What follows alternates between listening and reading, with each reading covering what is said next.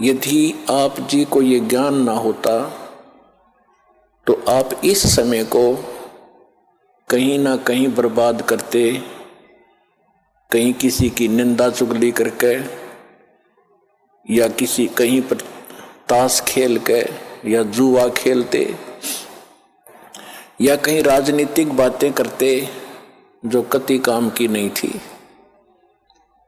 और वो समय आपका कैसा सदुपयोग हुआ, इस बात को याद रखना। ये सब कहते हैं भक्ति मुक्ति के दाता सतगुरु, भटकत प्राण फिरंदा, उस साहिब के हुक्म बिना नहीं तरवर पात हिलंदा।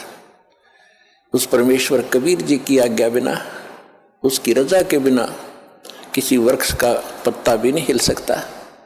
भक्ति और मुक्ति के दाता सतगुरु, भक्ति करा के ही मोक्ष होता है। जब हमें सत भक्ति प्राप्त होगी तभी हम मुक्ति पाएंगे, और वो सतगुरु ही दे सकता है। सतगुरु परमात्मा ही होता है, या फिर उस परमात्मा का कृपा पात्र हो सकता है जिसने जो ज्ञान उसी परमेश्वर से जो सतगुरु रूप में आए हुए होते हैं, वो फिर आगे उसी के ज्ञान को प्रचार करता है। तो इस विषय में आज ये दास वो सतगुरु है जो परमात्मा का दास, उसका भेजा हुआ कुत्ता आपको जगा रहा हूं भौंक भौंक कर। आप धनी हो,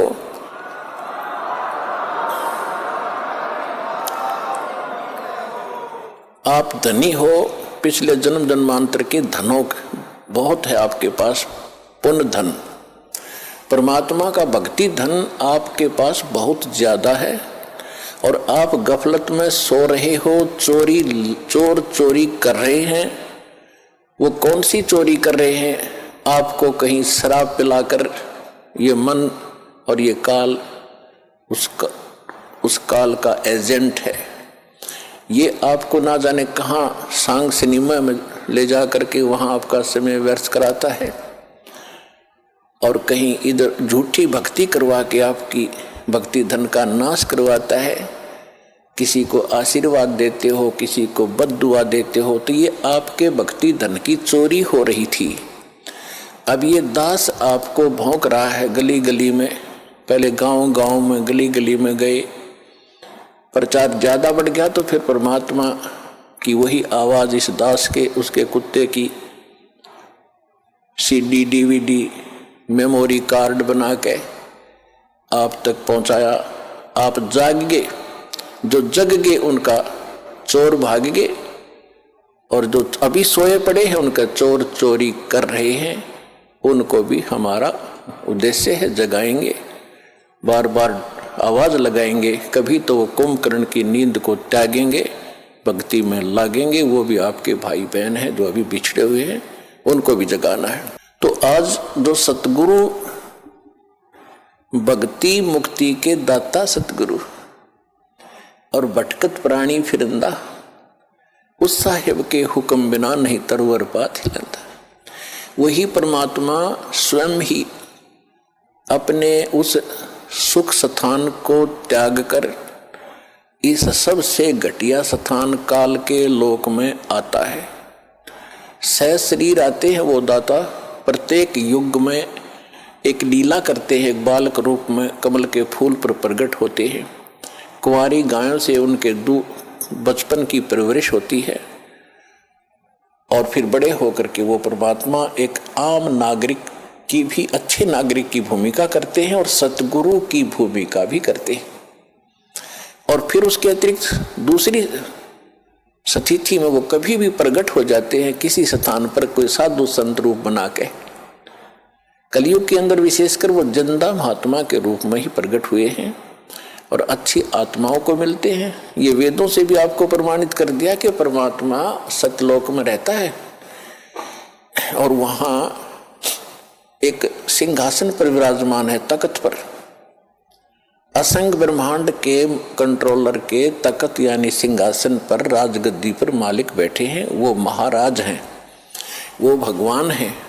और यहाँ छोटे मोटे टुकड़ों के जो राजा बने बैठे हैं, ये लोक भी नकली, ये राजा भी नकली। इनका अपना अस्तित्व नहीं, कब मर जाए, कब इनका विनाश हो जाए, कहाँ क्या बीमारी हो जाए।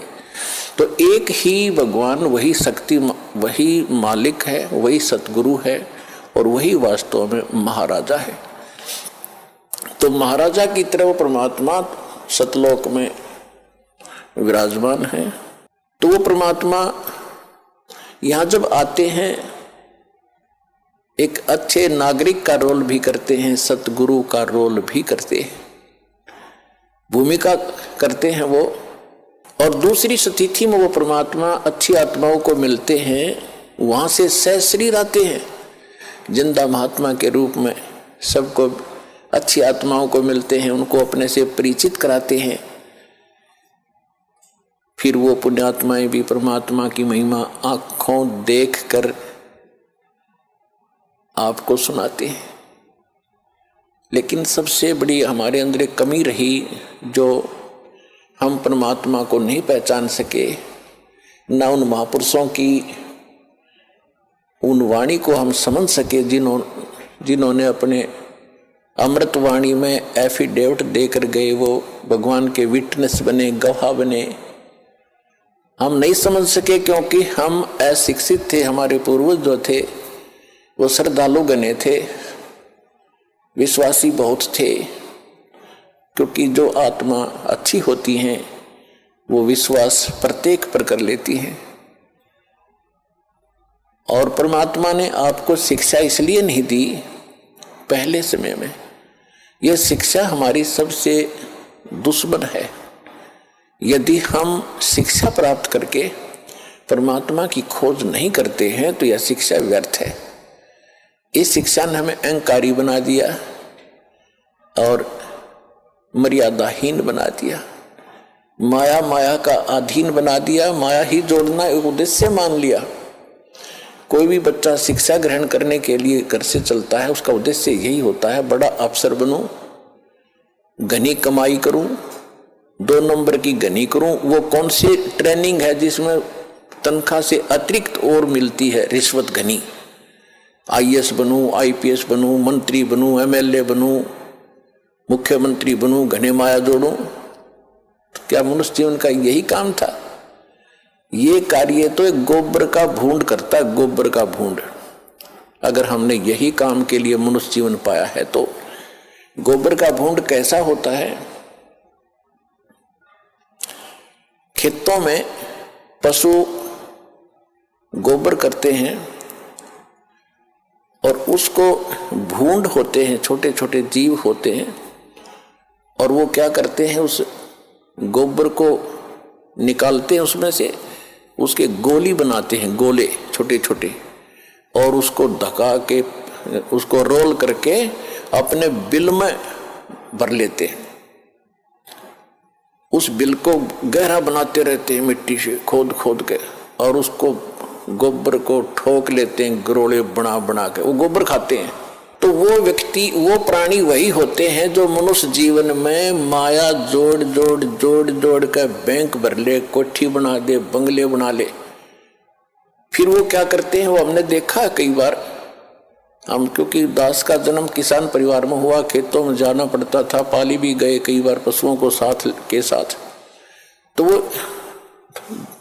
दोनों पति पत्नी भूंड गोबर को इकट्ठा करते हैं, अच्छा मोटा गोला बनाकर उसका, और फिर उसको दोनों धका कर ले जाते हैं, एक आगे से एक पीछे से, और मंडे रहे इतने पूरा ना खत्म कर लें, कहीं और ना ले जा और कम पड़ जा।